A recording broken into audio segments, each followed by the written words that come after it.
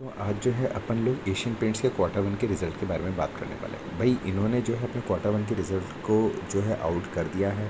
तो दोस्तों देखिए, एशियन पेंट्स ने जो है अभी तक अपने स्टॉक होल्डर्स को जो है कुछ खासी खुशी नहीं दी है। कहा जाए तो केवल इसी साल के अंदर जो है इसमें अच्छी खासी जो गिरावट दर्ज हुई है।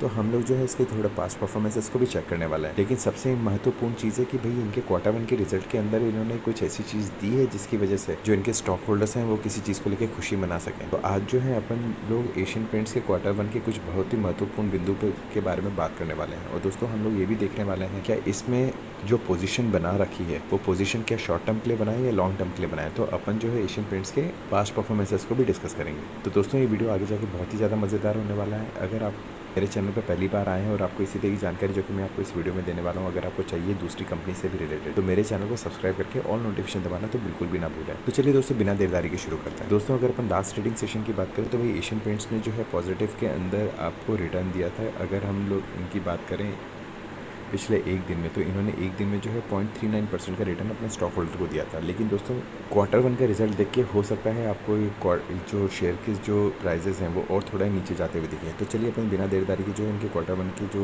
रिजल्ट्स आए हैं उसको डिस्कस करते हैं। तो आपको एक पॉजिटिव बात तो ये दिखेगी कि भैया इनका जो वॉल्यूम है, मतलब जितना इन्होंने पेंट्स बेचा है लीटर के अंदर, उसमें 7% की बढ़त हुई है। लेकिन दोस्तों वॉल्यूम का बढ़ने का मतलब ये नहीं कि रेवेन्यू भी बढ़ेगा, क्योंकि इन्होंने क्या है, मैनेजमेंट ने कॉम्पिटिशन को टक्कर देने के लिए जो है अपनी प्राइजेस जो है उसको काफ़ी नीचे गिरा दिया था। और उसकी वजह से क्या हुआ, उसकी वजह से चलिए आइए देखते हैं क्या हुआ। तो भाई सबसे पहले तो नेट प्रॉफिट की बात कर लेते हैं। कंपनी ने जो अपना नेट प्रॉफिट एक्सचेंज को बताया है वो बताया है 1187 करोड़। लेकिन दोस्तों जो कॉन्शियस का जो अभी सर्वे हुआ था उसके अकॉर्डिंग लोगों की एक्सपेक्टेशन थी कि उनको जो है करीब 1401 करोड़ का फ़ायदा होना चाहिए था। तो वो आपको दिखेगा कि भैया इनको जो है काफ़ी कम फ़ायदा हुआ है जो इन्होंने एक्सपेक्ट किया था उसके मुकाबले। भाई जो रेवेन्यू से ऑपरेशन आया है, सॉरी जो रेवेन्यू से जो इनका इनकम आई है, मतलब जो ऑपरेटिंग रेवेन्यू है वो आया है इनके पास में 8,969 करोड़, जो कि लोगों के एक्सपेक्टेशन जो थी वो करीब 9,175 करोड़ की थी। तो वहाँ आप देखोगे कि इसके अंदर भी जो है लोगों के एक्सपेक्टेशन पे कंपनी जो है खरी नहीं उतरी है। भाई अगर ईबी डेटा की बात करें, ईबी डेटा यानी earning before interest tax deduction और एमोर्टाइजेशन, ये जो है रफ अर्निंग होती है।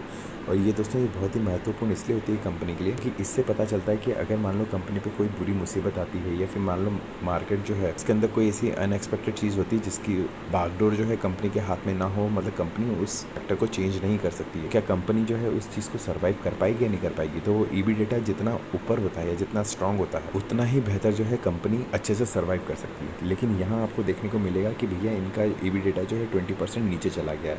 यानी पहले जो था वो 2,121 करोड़ था, वहाँ से गिर के ये पहुँच गया है 1,694 करोड़ पर, जो कि जाहिर सी बात है कि कंपनी के लिए बेहतर न्यूज़ नहीं है। और अगर इसी को मार्जिन के रूप में अपन देखें दोस्तों, तो मार्जिन में आपको और क्लियरली दिखेगा ये अभी 18.9% पे बैठ गया है, जो कि पहले 23.1% पे था। यानी मार्जिन में भी ये नीचे की तरफ गया है, तो ये भी अच्छी न्यूज़ नहीं है।